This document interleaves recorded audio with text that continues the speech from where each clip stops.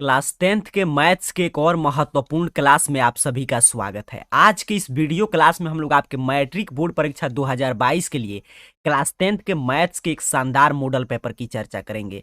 तो यहाँ से आप भी मोबाइल को फुल स्क्रीन मोड में, क्योंकि मैथ का क्लास है तो बिल्कुल जैसे यहाँ पे देख पा रहे हैं इसी तरह मोबाइल को अच्छा से रख दीजिए और पेन कॉपी लेकर एक एक प्रश्न को सॉल्व कीजिएगा कि ये मॉडल पेपर आपके दो उद्देश्य की पूर्ति करेगा। सबसे पहले तो आपके लिए एक टेस्ट हो रहा है कि आपको खुद से पता चलेगा, अपना स्व मूल्यांकन कर पाएंगे कि आपका मैथ का कौन सा चैप्टर तैयारी है। दूसरा कि ये मॉडल पेपर बिल्कुल एग्जाम के अनुरूप तैयार किया गया है, तो यहाँ से सीधे सीधे एग्जाम में प्रश्न आएंगे। तीसरा आपका इस मॉडल पेपर में आपके 15 चैप्टर एक अर्थात कि रियल नंबर से लेकर और 15 प्रायिकता प्रोबेबिलिटी तक के सभी चैप्टर से प्रश्न सेट किया गया है। तो समझिए आपका एग्जाम के समय में पूरे मैथ का आपका रिवीजन हो जाएगा। और इंग्लिश और हिंदी माध्यम में बिल्कुल देखिए ओरिजिनल क्वेश्चन पेपर के जैसा तैयार किया गया है। तो आपको इस तरह ये भी जानकारी मिलेगा कि हमारा प्रश्न पत्र किस रूप में आएगा और हमें किस रूप में प्रश्न को सॉल्व करना है।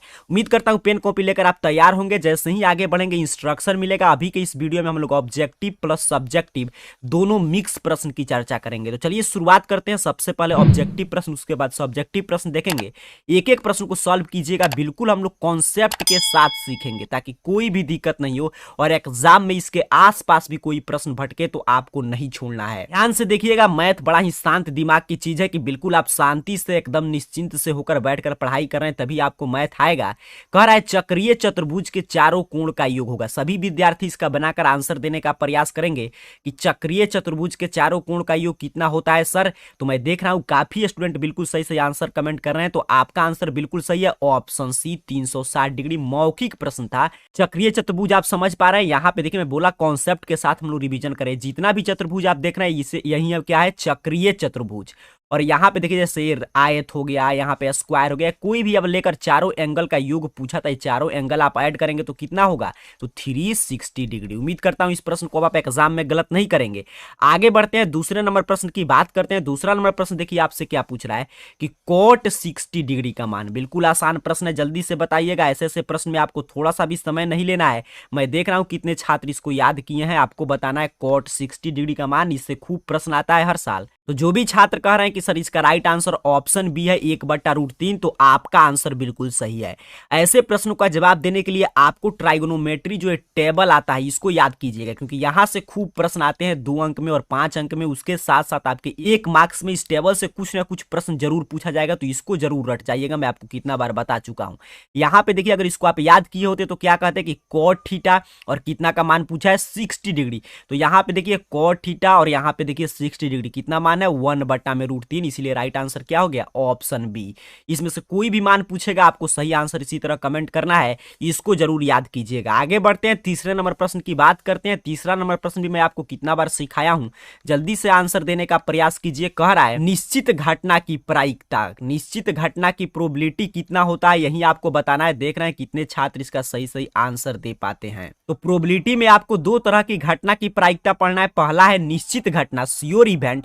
तो निश्चित घटना की प्रायिकता, चूंकि घटना निश्चित है तो इसलिए प्रायिकता 1 होगा, और अनिश्चित घटना की प्रायिकता 0। तो फिलहाल निश्चित घटना की प्रायिकता पूछा तो देखेंगे 1 कहां पे है, तो ऑप्शन सी। और निश्चित पूछता तो क्या होता है 0। तो तीसरा का राइट आंसर क्या हो जाएगा, ऑप्शन सी। एक एक प्रश्न को सीखते चलिएगा, क्योंकि मैं बोला देखिए प्रायिकता से भी प्रश्न मिल गया। आपका पूरा 1 से 15 तक का कॉन्सेप्ट का रिवीजन हो जाएगा और एग्जाम में इसी अनुरूप में प्रश्न आएंगे। इसी तरह इंग्लिश और हिंदी में तो यहां से सीधे सीधे प्रश्न भी टकराएगा। कॉन्सेप्ट मैथ में मेन होता है। कॉन्सेप्ट अगर आप समझ लिए तो प्रश्न क्या इधर उधर घुमाकर पूछेगा, आप जवाब दे देंगे। अब यही प्रश्न देखिए, कह रहा है साइन 90 डिग्री माइनस ए निम्नलिखित में किसके बराबर है। तो ऐसे प्रश्न देखते देखते आपको आंसर कमेंट करना है, जल्दी से बताइएगा इसका राइट आंसर क्या होगा। ट्राइगोनोमेट्री में क्या है, फार्मूला। फार्मूला अगर आपको नहीं याद है तो आप किसी भी प्रश्न का जवाब नहीं दे पाएंगे। तो जितने भी छात्र कह रहे हैं कि सर 4 का ऑप्शन ए राइट आंसर है, तो आपका चला बिल्कुल आंसर सही है। साइन 90 माइनस ए बराबर क्या होता है, कॉस ए। चलिए इसके पूरे फार्मूला को हम लोग रिवीजन कर रहे हैं, क्योंकि रिवीजन क्लास भी है, क्रैश कोर्स भी है। तो यहाँ पे देखिए cos 90 माइनस थीटा बराबर क्या होता है, sine theta. Sine 90 minus theta, तो साइन 90 माइनस ए पूछा था तो क्या होगा, कॉस थीटा यानी कॉस ए। तो देखिए यहाँ पे यही आंसर हो गया। फिर यहाँ पे देखिए अगर प्रश्न में पूछता कॉट 90 माइनस थीटा तो क्या होता, टैन थीटा। फिर आपसे पूछता है यहाँ पे कि tan 90 माइनस थीटा तब क्या होता है cot theta, cosec 90 minus theta पूछता तब होता आपका सी सेक थीटा, और यहाँ पे सेक 90 माइनस थीटा पूछता तब क्या होता है कॉसेक थीटा। तो आपको ये पूरा 6 जो मैंने यहाँ पे एंगल वाला 90 माइनस थीटा पर बताया, इसको आपको जरूर लिख कर याद कर लीजिएगा। इससे भी खूब प्रश्न आता है, ऑब्जेक्टिव और सब्जेक्टिव में भी इसका यूज होता है, अभी आगे आपको मिलेगा। तो चलिए इसका राइट आंसर क्या आपने किया, साइन 90 माइनस ए बराबर कॉस ए। आगे बढ़ते हैं, 5 नंबर प्रश्न देखते हैं। बड़ा शानदार प्रश्न है, देखिए अब सांख्यिकी से मिल गया, ध्यान से अंत तक देखिएगा, सभी चैप्टर का आपका रिवीजन हो जाएगा, इससे बाहर कुछ प्रश्न नहीं आएगा। अब कॉन्सेप्ट को आप समझे हैं तो यहाँ पे प्रश्न देखिए आपसे क्या पूछ रहा है। प्रश्न अपने से पूछा है सर कि प्रथम 5 समप्राकृत संख्या, ध्यान से देखिएगा, मोबाइल को फुल स्क्रीन मोड में करके देखिए ताकि एक एक चीज क्लियर दिखाई दे। अब क्या कहा, प्रथम 5 समप्राकृत संख्या का माध्य, यहाँ पे देख लीजिए माध्य पूछा है, अर्थात कि मीन पूछा है। तो पहले तो प्रथम 5 समप्राकृत संख्या क्या होता है, तो कहिएगा सर 2 होता है, 4 होता है क्योंकि सम पूछा था, फिर 6 होगा, 8 होगा, 10 होगा। देखिए 5 हो गया, 1 2 3 4 5, बिल्कुल सही। अब माध्य आप जानते हैं, माध्य का मतलब क्या होता है, औसत, इसको जोड़कर जितना ही रहेगा उसे डिवाइड कर देंगे। तो इसको जोड़ते हैं, 2 + 4 + 6 + 8 + 10, और किससे भाग देंगे सर 5 से। अब जोड़िएगा तो 2 4 6, 6 12, 8 20 और 10 30, 30 बट्टा में 5 कटाइएगा, कितना हो जाएगा 6। ध्यान से देखिए कहां पे 6 दिया गया, तो कहिएगा सर ऑप्शन डी, बिल्कुल सही। और वहीं यहाँ पे बीसम पूछता तो क्या रखते, 1 3 5 7 9, ऐसे रख के इसको भी ऐड करके 5 से डिवाइड करते, बीसम प्राकृत संख्या का माध्य आ जाता। उम्मीद करता हूं ऐसे कोई भी प्रश्न पूछेगा तो इसी तरह आपको संख्या लिखकर, जितना पूछेगा उतना उसको जोड़कर उतना नंबर से डिवाइड कर देंगे, माध्य निकल जाएगा। आगे बढ़ते हैं सर, छठे नंबर प्रश्न की बात करते हैं। तो प्रश्न देखिए छठा नंबर बिल्कुल शानदार है, कॉन्सेप्ट बेस्ड प्रश्न में बोला हर चैप्टर से प्रश्न मिलेगा, क्योंकि यही है शानदार मॉडल पेपर। एग्जाम में भी इसी तरह आपको प्रश्न देखने को मिलेंगे। कह रहा है दो वृत्त की त्रिज्या का अनुपात 1:3 है, तो क्षेत्रफल का अनुपात क्या होगा। अब देखिए क्या दिया, त्रिज्या का अनुपात, तो क्षेत्रफल निकालने के लिए हम क्या करते हैं, इसका स्क्वायर कर देंगे। और वहीं पे यहाँ पे क्षेत्रफल दिया रहता, त्रिज्या पूछता तो क्या करते हैं स्क्वायर रूट, तो 1 का स्क्वायर कीजिए तो देखिए क्या होगा 1, और 3 का स्क्वायर होगा 9, तो ऑप्शन ए सही आंसर है। क्यों इतना हो रहा है सर, क्योंकि देखिए दो वृत्त के त्रिज्या का अनुपात पूछा था, तो मान लीजिए वृत्त का क्षेत्रफल पूछा है तो क्या होता है पाई आर स्क्वायर, और अनुपात पूछा है तो पाई आर स्क्वायर। दो वृत्त है, अब पहला का त्रिज्या मानते हैं r1, दूसरा का r2, तो यहाँ पे देखिए अनुपात का मतलब क्या होता है बटा, पाई से पाई कट जाएगा, तो क्या बचा r1 स्क्वायर अनुपात r2 स्क्वायर।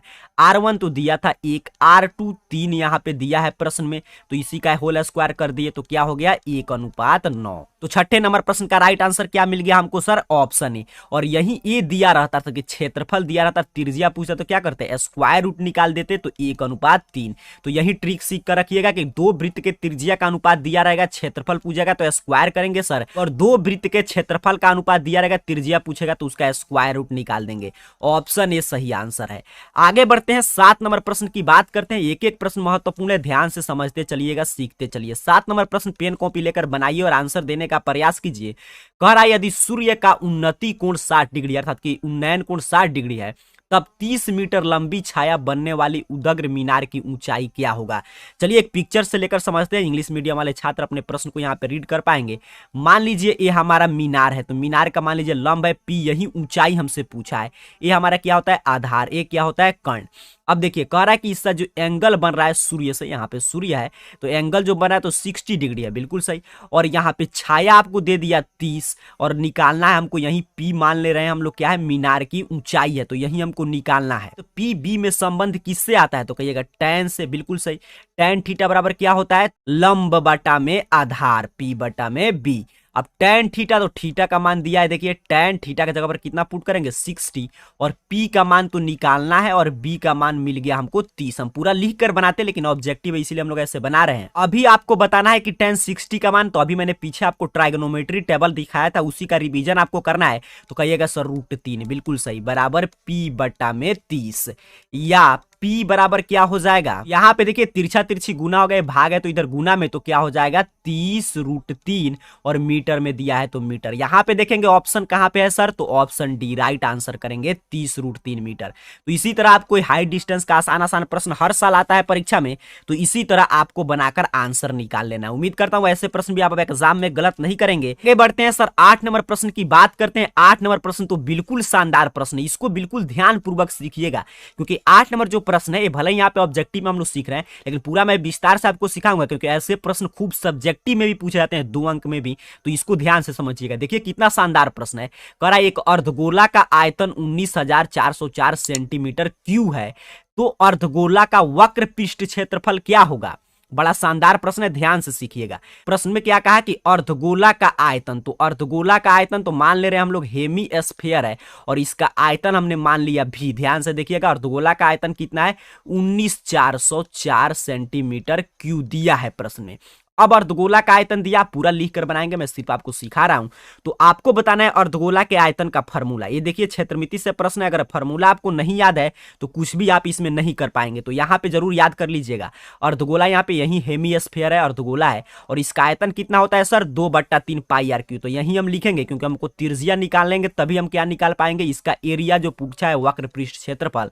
तो 2/3 यहाँ पे देखिए पाई आर क्यू बराबर कितना हो गया, 19,404 प्रश्न में दिया है, या 2/3 और गुने में पाई का मान यहाँ पे रख देते हैं 22/7, और आर क्यू आर निकालना ही है, बराबर 19,404। ध्यान से समझिएगा, मैं बोला 2 अंक में भी ये प्रश्न आ सकता है। अब यहाँ पे ध्यान से देखिए, या आर क्यू बराबर 19,404 और गुना में हमारा हो जाएगा, देखिए नीचे भाग में तो गुना में 3 और यहाँ पे 7 और नीचे हो गया आपका 2 गुने में 22। उम्मीद करता हूँ मेरे बात को समझ पा रहे हैं। यहाँ से तो हम लोग समीकरण जैसे हल करते, इधर गुना में है तो भाग में, भाग में तो गुना में, उसी तरह हम लोग करें। नीचे वाला भाग में था तो ऊपर हो गया गुना में, ऊपर वाला गुना में था तो नीचे हो गया भाग में। अब इसको सिर्फ गुना भाग करके कटा देना है, तो 2 से चलिए हम लोग कटाते हैं आपके 19,404, तो यहाँ पे हो जाएगा 2 9 18 और 2 7 14 02, यानी 9702 हो गया। 2 से हमने डिवाइड कर दिया 1904 को। अब 9702 में हम लोग 22 से भाग देंगे तो यहाँ पे कितना हो जाएगा, 2 है तो 2 होगा ही, अर्थात कि 441। क्या हो जाएगा, 441। अब गुना भाग कर लीजिएगा। अब मैं यहाँ पे देखिए इस साइड में इसको सॉल्व कर रहा हूं, ध्यान से देखिएगा, यहाँ पे एक एक बात को सीखते चलिए। या आर क्यू बराबर क्या बचा, तो कहिएगा सर 441 और गुना में 3 और गुना में 7, अर्थात कि 21।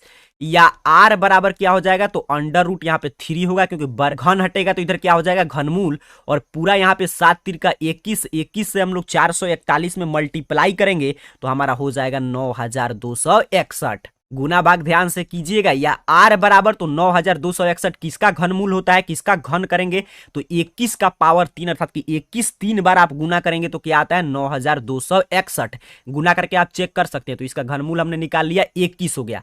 अब क्षेत्रफल हमने निकाला। अब प्रश्न में क्या पूछा था कि अर्धगोला का वक्र पृष्ठ क्षेत्रफल क्या होगा, तो यहाँ पे देखिए फॉर्मूला दिया गया 2 पाई आर स्क्वायर। अर्धगोला का वक्र पृष्ठ क्षेत्रफल कितना होता है, 2 पाई आर स्क्वायर। तो सीधे मैं मान पुट कर दे रहा हूं ताकि यहाँ पे आसानी से बन जाए। 22/7 पाई का मान, और आर स्क्वायर देखिए दिया है, तो आर अभी हमने निकाल दिया 21 गुना 21। 7 से इसको कटा देंगे सर, 7 3 का 21 और यहाँ पे हो जाएगा 44, और इसको मल्टीप्लाई करेंगे 3 और यहाँ पे हो जाएगा 6। 44 में 63 से गुना कीजिएगा तो 2,772, और एक इसमें आएगा सेंटीमीटर स्क्वायर में, क्योंकि क्षेत्रफल पूछा था और यहाँ पे आयतन पूछता तब क्या होता, सेंटीमीटर क्यूब। अब देखेंगे ध्यान से 2,772 कहां दिया है, तो कहिएगा सर ऑप्शन ए पे ही दिया है, तो राइट आंसर हो जाएगा ऑप्शन में। बोला शुरू में ही प्रश्न काफी महत्वपूर्ण है, 2 अंक में भी पूछा जा सकता है। 2 फार्मूला आपको याद रहेगा तभी इस प्रश्न को बना पाएंगे। फार्मूला को लिखकर जरूर रटते चलिएगा। देखिए आपको पहले से फार्मूला नहीं याद है कोई बात नहीं, लेकिन इसे मैं आपको फार्मूला लिखा रहा हूं ताकि अभी से याद कर लीजिए, रिवीजन कीजिए। अब देखिए फिर से एक बार समझिएगा, प्रश्न में क्या कहा था कि अर्धगोला का आयतन दिया था 19,404। अर्धगोला के आयतन का फार्मूला 2/3 पाई आर क्यू, इसके बराबर हम लोग किए और यहाँ से गुना भाग करके आर का मान निकाल लिए 21। फिर हमसे पूछा था वक्र पृष्ठ क्षेत्रफल, तो होता है 2 पाई आर स्क्वायर। आर का मान हमने 21 निकाला, पाई का मान 22/7 पुट करके गुना भाग सिर्फ कर दिए, आ गया 2,772 सेंटीमीटर स्क्वायर। काफी महत्वपूर्ण प्रश्न, इसको बार बार बनाने का प्रयास कर लीजिएगा। उम्मीद करता हूं ऐसे प्रश्न भी अब आपसे एग्जाम में गलत नहीं होगा। आगे बढ़ते हैं, बिल्कुल शानदार शानदार प्रश्न मिलेगा, अंत तक देखिए, आपका मैथ का बिल्कुल शानदार तैयारी होगा इस वीडियो के माध्यम से। 9 नंबर प्रश्न आपसे कह रहा है कि बिंदु P से किसी वृत्त पर स्पर्श रेखा की लंबाई 24 सेंटीमीटर है और केंद्र से P की दूरी 25 सेंटीमीटर है, तो वृत्त की त्रिज्या क्या होगा। ऐसा भी प्रश्न मैट्रिक बोर्ड परीक्षा में हर साल पूछा जाता है, इस साल भी हो सकता है पूछ ले। क्या करता है मैथ में, देखिए अंक चेंज कर देगा, बाकी सिर्फ आप कॉन्सेप्ट सीख कर रखें तो अंक यहाँ पे 24 25 की जगह कुछ भी दे आप बना लेंगे। तो मान रहे हैं ऐसे पिक्चर बनाकर मैं आपको समझा रहा हूं। यहाँ पे O केंद्र वाला एक क्या है, एक वृत्त है।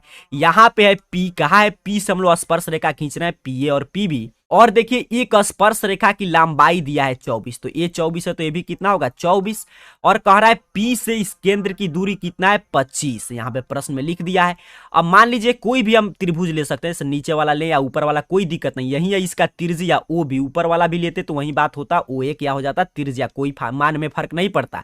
तो वही त्रिज्या पूछा है कि त्रिज्या की लंबाई। तो चलिए नीचे वाला यही त्रिभुज हम लोग लेकर सॉल्व कर रहे हैं, कोई आप लेकर बना सकते हैं। तो ये देखिए जब यहाँ पे आप जानते हैं त्रिज्या जो होता है स्पर्श रेखा पर क्या होता है लंब, लंब का मतलब ये एंगल हो गया 90, अर्थात कि त्रिभुज ओ बी पी जो बन रहा है वो कैसा त्रिभुज होगा, तो कहिएगा सर लंब बन रहा है 90 डिग्री तो समकोण त्रिभुज होगा। और जैसे ही समकोण त्रिभुज होगा वैसे ही पाइथागोरस प्रमेय का ये पालन करेगा। पाइथागोरस प्रमेय हमको क्या जानकारी देता है सर, तो कर्ण का स्क्वायर बराबर होता है लंब का स्क्वायर प्लस आधार का स्क्वायर। उम्मीद करता हूं आप समझ पा रहे हैं। वहीं हम लोग इसको लिख दिए। अब ओपी कितना है तो 25, कर्ण कितना है 25, ओबी कितना है तो ओबी या ओए यही तो त्रिज्या है, निकालना है। पीबी कितना है सर तो 24, बिल्कुल सही। आगे अब सिर्फ इसको गुना भाग करेंगे, 25 का स्क्वायर करेंगे 625, ओबी स्क्वायर उसी तरह रहेगा, 24 का स्क्वायर कितना होता है तो यहाँ पे क्या होता है तो 576 576, बिल्कुल सही। अब इधर मैं सॉल्व कर रहा हूं, मैं एक एक चीज क्लियर आपको समझा रहा हूं ताकि आपको कॉन्सेप्ट आपके दिमाग में क्लियर रहे। अब यहाँ पे देखिए या ओबी स्क्वायर बराबर 625 और इधर प्लस में तो है तो इधर आके हो गया माइनस, या ओबी बराबर अंडर रूट, इसको घटाएंगे तो 15 में से 6 जाएगा तो यहाँ पे हो जाएगा 9 और यहाँ पे बचेगा 11, 11 में से 7 जाएगा तो 4, और इसीलिए OB बराबर कितना हो गया 49 का अंडर रूट मतलब 7 सेंटीमीटर। देखिए कहां पे दिया गया है ऑप्शन डी सही आंसर है। तो 9 नंबर प्रश्न का राइट आंसर क्या है ऑप्शन डी। ऐसे प्रश्न देखिए हर साल पूछे जाते हैं, इसलिए हम लोग हर मॉडल पेपर में एक ऐसा प्रश्न लेकर चर्चा कर लेते हैं ताकि आपका बार बार रिवीजन हो, ऐसे प्रश्न को गलत नहीं करना है। इसलिए मैं बोलता हूं कि एग्जाम तक इस चैनल पे जो भी क्लास आ रहा है उसको जरूर देखिएगा, इससे बाहर कोई प्रश्न नहीं आएगा अगर कॉन्सेप्ट को आप सीख कर जाते हैं तो। उम्मीद करता हूं इस प्रश्न को भी आप समझेंगे, ऐसा प्रश्न मैं काफी आपको सिखा चुका हूं। आगे बढ़ते हैं 10 नंबर प्रश्न की बात करते हैं। ये भी प्रश्न बिल्कुल आसान है, देखते देखते आपको आंसर कमेंट कर देना है कि -3 और -3 किस क्वाड्रेंट में है, किस पाद में स्थित है। जितने भी छात्र कह रहे हैं कि सर इस तृतीय पाद में, क्योंकि साइन माइनस माइनस है तो आपका चला आंसर बिल्कुल सही है। इसका पूरा कॉन्सेप्ट मैं यहाँ पे फिर से आपका रिवीजन करा दे रहा हूं। यहाँ पे देख लीजिए ये होता है प्रथम क्वाड्रेंट, इसमें होता है प्लस प्लस, अर्थात ये 3 दिया रहता तो क्या हो जाता प्रथम क्वाड्रेंट, और सेकंड क्वाड्रेंट में क्या होता है माइनस प्लस, अर्थात कि -3 और +3 दिया रहता तब हम बोलते हैं सेकंड क्वाड्रेंट में, और थर्ड में दिया ही था, और फोर्थ में क्या होता है तो प्लस और माइनस, तब क्या होता है फोर्थ में। तो ये कॉन्सेप्ट जरूर आप कॉपी में लेकर रिवीजन कर लीजिएगा, प्रथम सेकंड और थर्ड और फोर्थ का साइन क्या होता है, इससे भी हर साल खूब प्रश्न आता है। अब यहां पर देखिए 10 नंबर प्रश्न तक हम लोग अभ्यास किए हैं ऑब्जेक्टिव ऑप्शन वाला।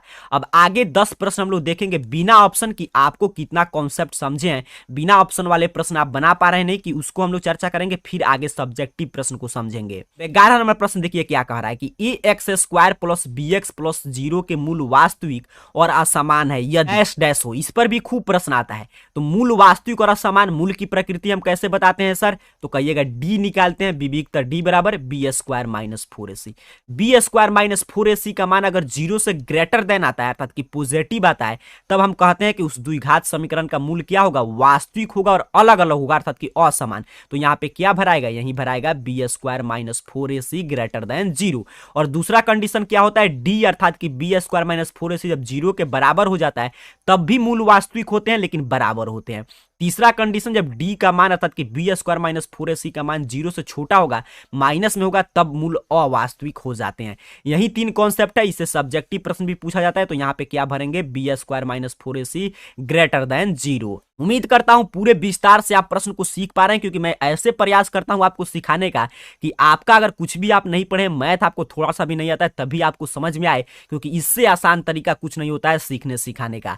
आगे बढ़ते हैं 12 नंबर प्रश्न की बात करते हैं। तो अभी मैंने पीछे आपको रिवीजन कराया, इसलिए मैं बोल रहा हूं कि आप देखिए पीछे कितना पढ़े हैं नहीं पढ़े इससे कोई लेना देना नहीं है, लेकिन इस क्लास को ध्यान से देखते हैं, जितने भी चैनल पे क्लासेज आ रहा है तो आपसे कोई भी प्रश्न नहीं छूटेगा। कह रहा है कौशिक 90 - से, तो मैं अभी आपको बताया कितना होता होता है? तो जल्दी से बताइएगा, क्लास में ध्यान होगा तो कहिएगा सर सेके। बिल्कुल सही, क्या होगा सर?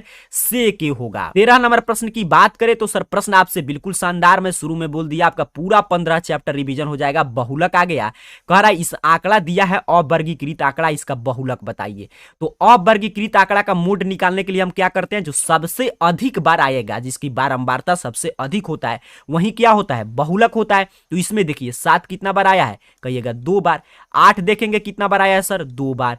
3 एक ही बार आया है, 5 एक ही बार आया है, 4 एक ही बार। सबसे अधिक बार कौन सा आया है? 9 आया है, 3 बार, अर्थात कि 9 की बारंबारता अधिक है, तो यही बहुलक होगा। तो बहुलक निकालना भी आप सीख गए कि अवर्गीकृत आंकड़ा रहेगा और जो सबसे अधिक बार आया रहेगा उसी को क्या लिख देंगे? बहुलक। तो 9 इसका राइट आंसर है। अब आगे देखिए 14 नंबर प्रश्न का आंसर दीजिए। कह रहा है 17/25 का दशमलव प्रसार। इसको बनाने के 2 तरीके हैं, ध्यान से समझिएगा। इसके बनाने के कितना तरीका है? 2।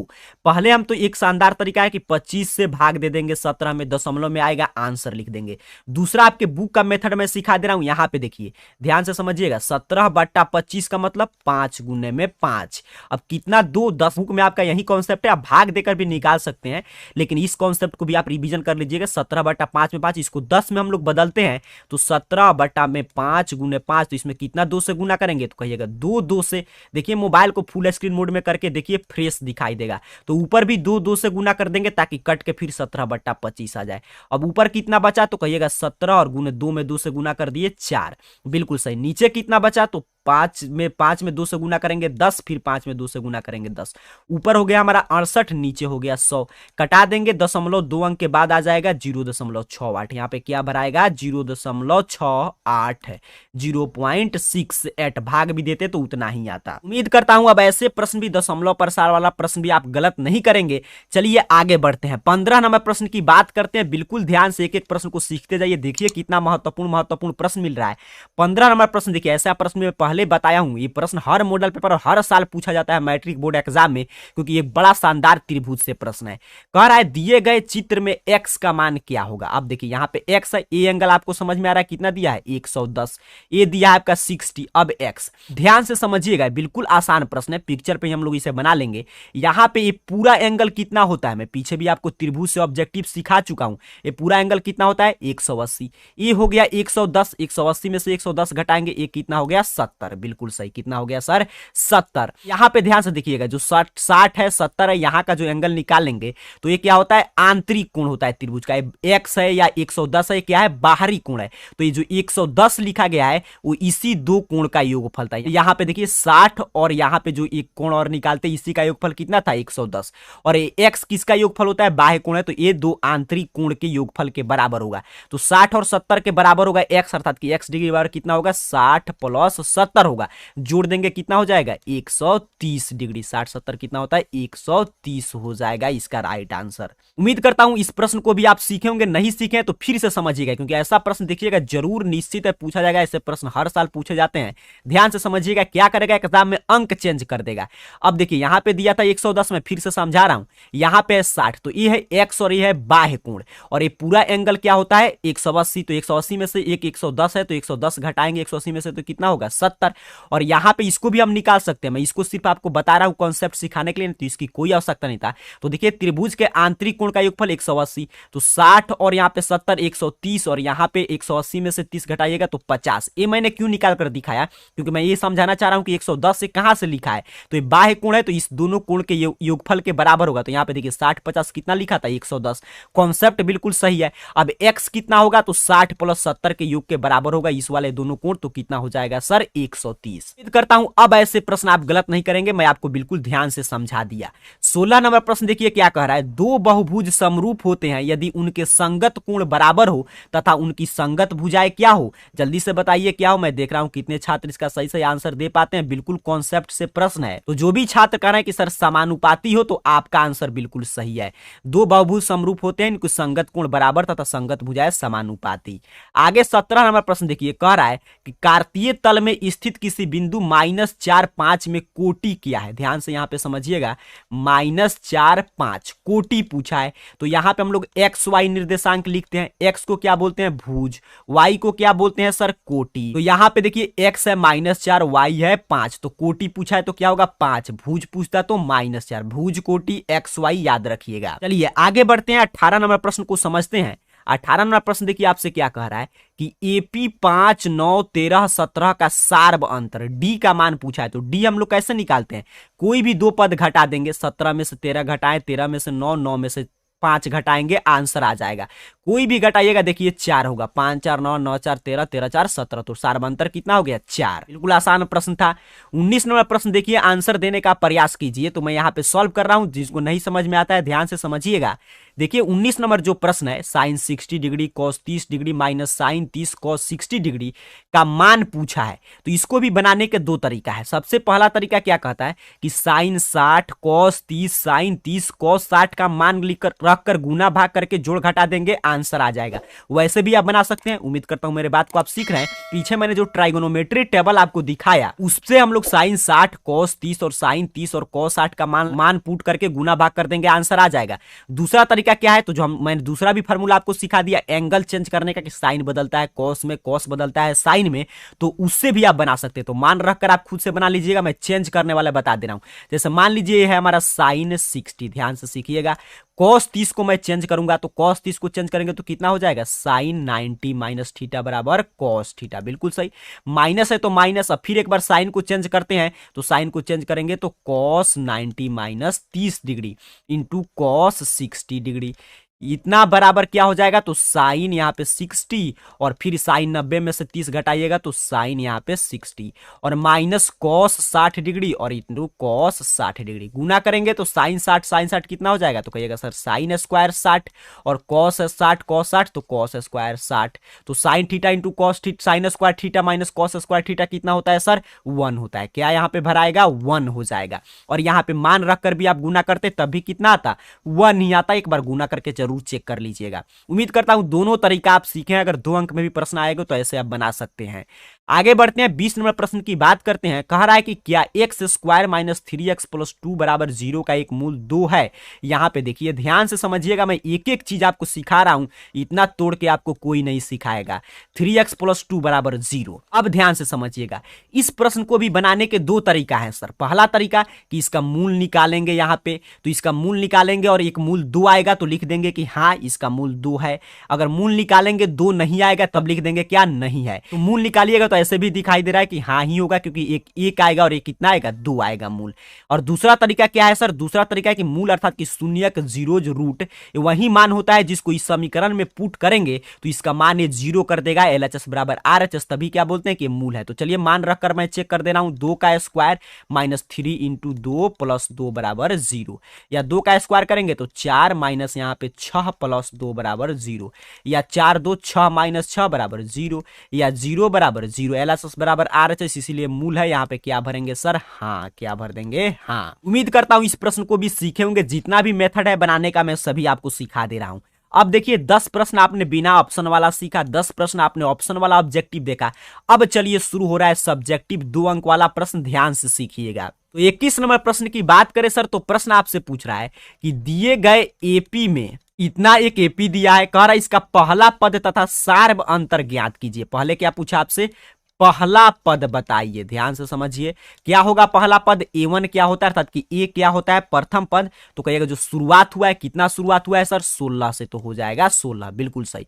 दूसरा आपसे क्या पूछा सर, तो दूसरा पूछ रहा है आपसे कि सार्व अंतर बताइए, अर्थात कि D कॉमन डिफरेंस बताइए। तो D क्या होता है, तो कोई भी हम घटा लेंगे, A2 माइनस A1 दूसरा पद माइनस पहला पद, कुछ भी आप घटा लेंगे, आंसर आ जाएगा 22 माइनस 16, 16 6 कितना होगा 22, तो 6 हो जाएगा। अर्थात कि इसका 16 और 6 आंसर, प्रथम पद 16 और डी हो गया 6। कोई भी आप घटा दे, तीसरा पद में से दूसरा पद कोई भी घटाइएगा 6 ही आएगा।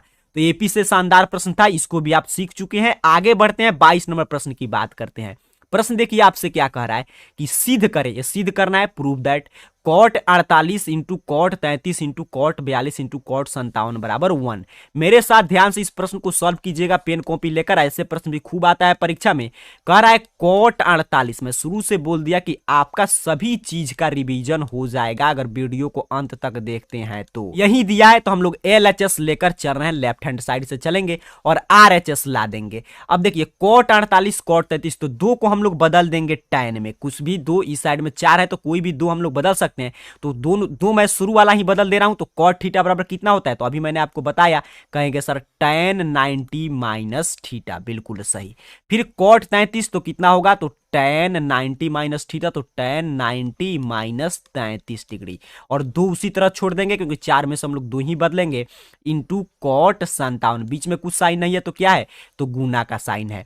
अब देखिए tan 90 माइनस 48 कितना हो जाएगा, तो tan 90 माइनस 48 घटाइएगा तो यहाँ पे हो जाएगा 2 और यहाँ पे हो जाएगा 4, बिल्कुल सही। और यहाँ पे मल्टीप्लाई में है, tan कितना हो जाएगा, तो 90 माइनस 33 घटाएंगे तो यहाँ पे हो जाएगा अपना 7, और यहाँ पे बचेगा कितना, तो 8 में से 3 घटाएंगे 5, और ये यहाँ पे क्या दिया है, कॉट 42 इंटू कॉट 57, तो कॉट को tan में बदलेंगे तो कॉट थीटा बराबर क्या होता है, 1 tan थीटा, कॉट थीटा बराबर 1 tan थीटा। इस कॉट को भी बदल देते हैं tan में, तो 1 tan थीटा। उम्मीद करता हूं आप समझ पा रहे हैं। कॉट थीटा, कॉट का विलोम क्या होता है, tan का विलोम कॉट।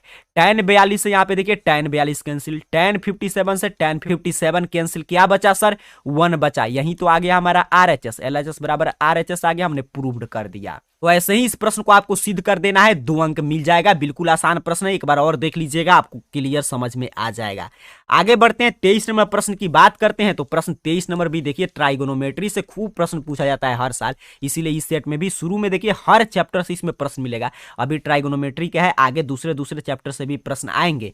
कह रहा है cos A बराबर 3/4, तो sin A और tan A का मान, तो इसको आप कैसे बनाइएगा, तो देखिए प्रश्न में दिया है cos A बराबर 3/4, cos थीटा बराबर क्या होता है, कहिएगा आधार बटा कर्ण, फार्मूला आपको याद रखना है। अब यहाँ पे एक त्रिभुज हम लोग बनाएंगे ताकि आपको क्लियर समझ में आए। मान लीजिए त्रिभुज है और इसका एंगल ए थीटा है, तो ये क्या है हमारा B, ये क्या है हमारा H, और ये क्या है P। यहाँ पे देखिए B का मान दिया है 3 और H का भी मान दिया है कितना, 4। अब P निकालना है, तो यहाँ पे 90 डिग्री एंगल है, समकोण त्रिभुज बना रहा है, तो इसलिए पाइथागोरस ट्रिपलेट से क्या होता है, तो h² बराबर p² प्लस b²। h का स्क्वायर तो 4 दिया है प्रश्न में, p का स्क्वायर p निकालना ही है, b का स्क्वायर 3 का स्क्वायर, तो 4 का स्क्वायर करेंगे तो या p² बराबर 4 का स्क्वायर 16, और प्लस है तो इधर आके माइनस में 3 का स्क्वायर 9, या p बराबर अंडर रूट, यहाँ पे स्क्वायर हटेगा तो स्क्वायर रूट 19 में 16 में से 9 घटाएंगे तो सर हो जाएगा 7, तो p हमने निकाल दिया अंडर रूट 7। अब जो मान पूछा है उसको हम लोग रख देंगे, आ जाएगा। अब क्या मान पूछा है, तो साइन A का मान पूछा है और दूसरा हमें tan A का मान पूछा है। तो साइन A का फॉर्मूला आपको याद होगा, तो कहिएगा सर P/H, बिल्कुल सही, लंब बटा में कर्ण। तो P कितना है, तो P देखिए अभी हम लोगों ने निकाला है अंडर रूट 7, और H कितना है, प्रश्न में दिया था 4। tan थीटा तो अभी कुछ देर में पहले आपको बताया था P/B, तो P अभी हमने निकाला अंडर रूट 7 और B है 3, आंसर हो जाएगा यही साइन और tan का मान निकल गया। इतना आप बना देंगे, आपको 2 अंक मिल जाएगा। उम्मीद करता हूं ऐसे प्रश्न भी आप गलत नहीं करेंगे, ऐसा प्रश्न मैं आपको खूब सिखा चुका हूं। अगर सभी मॉडल पेपर की इस चैनल का आप क्लास करते हैं तो एग्जाम में आपसे कोई प्रश्न गलत नहीं होगा। आगे बढ़ते हैं, 24 नंबर प्रश्न की बात करते हैं। 24 नंबर प्रश्न देखिए बिल्कुल शानदार जो VVI प्रश्न है आपके हर चैप्टर से, वही प्रश्न आपको मिल रहा है। यहाँ पे कह रहा है कि आकृति में, आकृति यहाँ पे बना दिया है, कह रहा है DE समानांतर है BC, तो EC निकालिए, EC हमको निकालना है। इसमें क्या दिया है, त्रिभुज मान लीजिए ABC है, तो त्रिभुज ABC में DE समानांतर दिया है BC के, क्या दिया है, DE समानांतर है BC। तो जैसे ही ये समानांतर होगा आपको 6.1 का प्रमेय याद आ जाएगा, वैसे ही आप कहिएगा AD बटा में BD, ऐसे भी प्रश्न हम लोग खूब चर्चा किए हैं, बराबर होगा AE बटा में EC। तो या AD, तो AD देखिए प्रश्न में दे दिया है 1.5, BD भी दे दिया है 3, ए दे दिया है, एक ईसी हमसे पूछा है, निकाल देंगे, ईसी आसानी से निकल जाएगा। या तिरछा तिरछी गुना करेंगे तो हो जाएगा हमारा 1.5 ईसी बराबर 3, या ईसी बराबर 3 बट्टा में 1.5। इसको कटा देंगे, कितना हो जाएगा 2 सेंटीमीटर। ईसी हमने बता दिया यहाँ पे क्या रहता 2 सेंटीमीटर, तभी इसका अनुपात बराबर होता। तो जैसे ही समानांतर पूछेगा यहाँ पे यही कॉन्सेप्ट लगता है, पीछे में हम लोग सीखे हैं 2 सेंटीमीटर इसका आंसर करेंगे। बिल्कुल आसान प्रश्न था, लेकिन ऐसे ऐसे प्रश्न खूब आते हैं हर साल बोर्ड एग्जाम में। आगे बढ़ते हैं, 25 नंबर प्रश्न की बात करते हैं। 25 नंबर प्रश्न भी देखिए, जो शानदार जो वीवीआई प्रश्न है वही आपको मिल रहा है, बड़ा ही शानदार मॉडल पेपर है। ऐसे ही एग्जाम में भी प्रश्न आएंगे। कह रहा है बगल के चित्र में, यहाँ पे चित्र बनाया है, पीए और पीबी वृत्त की स्पर्श रेखा है, कोण एओपी बराबर 30 डिग्री। तो एओबी का मान, यहाँ पे छोटा वाला कोण दिया है 30 डिग्री, तो कह रहा है बड़ा वाला, देखिए यहाँ पे एओबी, ये पूरा कोण पूछ रहा है, इसका मान कितना होगा। यहाँ पे देखिए प्रश्न में क्या दिया है, चूंकि कोण एपीओ दे दिया है 30 डिग्री, ये 30 है तो ये भी कितना होगा 30 ही होगा। अब अपने से क्या कह रहा है कि स्पर्श रेखा है, तो देखिए ओए जो है वृत्त की त्रिज्या है, तो ओए किस पे लंब होगा, स्पर्श रेखा एपी पे। उसी तरह एबी किस पे लंब होगा, तो पीबी पे। अभी हमने कुछ देर पहले आपको बताया कि त्रिज्या जो होता है वो स्पर्श रेखा पर लंब होता है, तो जैसे ही ये लंब होगा इसका मतलब क्या है कि ए वाला कोण कितना डिग्री बनेगा, 90 डिग्री बनेगा। बिल्कुल सही, अर्थात कि लंब का मतलब क्या हो गया, तो चूंकि कोण ओ ए पी बराबर कितना हो जाएगा 90 डिग्री। और वहीं आप दूसरा त्रिभुज में भी बना सकते हैं, ये भी कितना होता 90 ही होता। अब देखिए, अब ये त्रिभुज दो बन रहा है, एक यहाँ पे एक यहाँ पे, तो कोई भी त्रिभुज लेकर आप बना सकते हैं। ये 30 डिग्री है, ये 90 डिग्री, तो ये छोटा वाला कोण निकाल लेंगे तो बड़ा वाला कोण निकल जाएगा। तो यहां पे देखिए, अगर हमको कोण निकालना है, कोण एओपी, तो हम जानते हैं त्रिभुज के तीनों आंतरिक कोण का योगफल, अभी मैंने बताया 180 डिग्री, और दो कोण हमको मालूम है 90 प्लस 30, तो इसको जोड़कर घटा लेंगे, तीसरा निकल जाएगा। तो 180 और 90 30 कितना होगा 120, घटाएंगे तो 60। लेकिन आंसर नहीं हुआ। अगर छोटा वाला कोण पूछता कि कोण एओपी बताइए, तब हम करते 60, या यही कोण पूछ देता इस साइड वाला छोटा वाला कोण पीओपी, तब भी कितना करते 60। लेकिन हमसे देखिए क्या पूछा है प्रश्न में, कोण एओबी यानी बड़ा वाला कोण पूछा है, तो एक 60 है एक 60 है, दोनों गुना कर देंगे, 60 में 2 से कितना हो जाएगा 120 डिग्री आंसर करेंगे। जो कोण पूछेगा, छोटा वाला कोण पूछता तो यही आंसर, बड़ा वाला कोण पूछता तो उसका 2 गुना हो जाएगा 120 डिग्री। उम्मीद करता हूं इस प्रश्न को भी आप सीख लिए हैं। आगे देखिए 26 नंबर प्रश्न है, 27 नंबर, हर चैप्टर से बड़ा ही शानदार इस मॉडल पेपर में प्रश्न है, लेकिन आज के क्लास को हम लोग 25 तक ही रोकेंगे। उम्मीद करता हूं कुछ नया सीखने को आपको मिला होगा। अगर आप चाहते हैं कि इसमें टोटल 57 से लगभग 60 तक प्रश्न है, कि पूरे प्रश्न की हम लोग चर्चा कर ले, तो आप नीचे इस वीडियो को लाइक करके और कमेंट बॉक्स में बताइएगा कि हाँ पूरे इस मॉडल पेपर की समाप्ति चाहिए, तो हम लोग अगले क्लास में इसके आगे के प्रश्न को समझेंगे। तब तक के लिए इस प्रश्न को बार बार देखकर रिवीजन जरूर कीजिएगा, क्योंकि यहां से कुछ ना कुछ प्रश्न जरूर आएगा। आप सभी को बहुत बहुत धन्यवाद।